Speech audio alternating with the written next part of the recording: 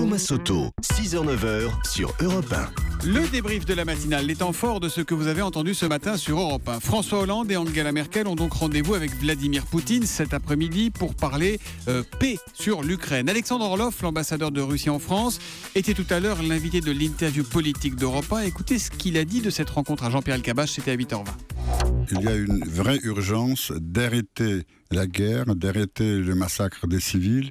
Il fallait agir et je peux vous dire que sans doute c'est une rencontre de très très importante, je dirais une rencontre d'espoir. Je n'allais pas jusque dire la rencontre de la dernière chance, mais cette com. Et alors, moi je sais que cette rencontre, bien sûr, a été préparée. Voilà, rencontre préparée il y a quelques jours déjà entre Angela Merkel, François Hollande, mais aussi Vladimir Poutine, nous a dit Alexandre Orlov. Martin Hirsch, le président de l'Institut du service civique, est venu nous présenter la réserve citoyenne. C'est une des annonces du président de la République hier. Écoutez, c'était à 6h45 dans Europe 1 vous répond.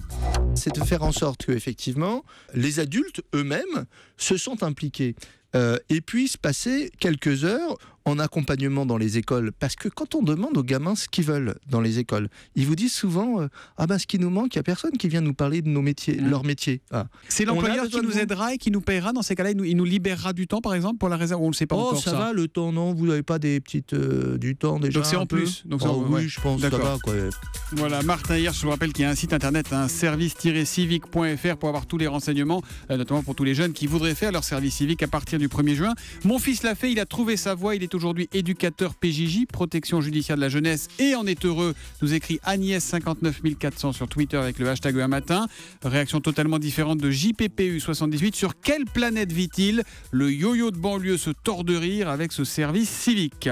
À peine nommé directeur du Ballet de l'Opéra de Paris, Benjamin Millepied veut déjà bousculer la maison. L'une de ses premières décisions était de faire changer le parquet des salles de répétition. Eh bien, figurez-vous que ça n'a pas plu à tous les danseurs. Benjamin Millepied qui est venu s'expliquer tout à l'heure à 7h45 dans l'interview Vérité d'Europe 1. Certains ont peut-être pensé, finalement, moi je saute là-dessus depuis des années. Et ça m'a Qu'est-ce qui vient lui nous déranger à nous changer notre parquet? Oui, mais enfin bon, on court plus pieds nus non plus. On met des chaussures, on met des chaussures qui sont faites. Ça compte. C'est des choses qui évoluent tout le temps. Je pense que le rôle d'un directeur, c'est aussi être à l'écoute de toutes les évolutions techniques, technologiques, de santé. C'est extrêmement important. La vision moderne de la danse de Benjamin Millepied me donne tellement envie d'aller voir un des ballets de l'Opéra de Paris, nous écrit Laura Rombi. Autre réaction quand Benjamin Millepied nous disait qu'il voulait faire venir les Daft Punk à l'Opéra. Benjamin Millepied dans Europe 1 matin, comme toujours captivant, hâte de voir concrétiser le projet avec les Daft Punk. Ça, c'est Caresse Publica.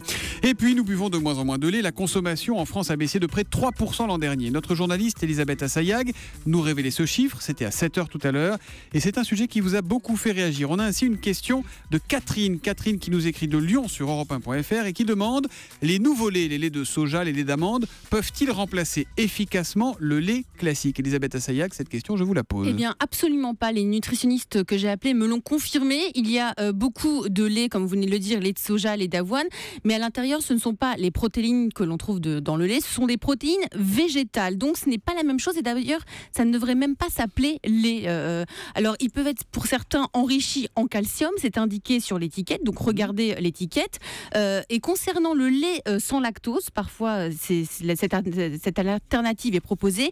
Ça signifie qu'on a juste supprimé le sucre du lait et les nutritionnistes me l'ont dit, si vous voulez éliminer le lait ou si vous ne le digérez pas, d'après ces nutritionnistes, la meilleure alternative reste donc le lait sans lactose et non pas le lait de soja ou le lait d'avoine. Donc on ne mélange pas tout, les précisions d'Elisabeth Assayag. Si vous souhaitez vous aussi réagir à la matinale, c'est très simple, europe1.fr, Twitter avec le hashtag un matin ou le 3921.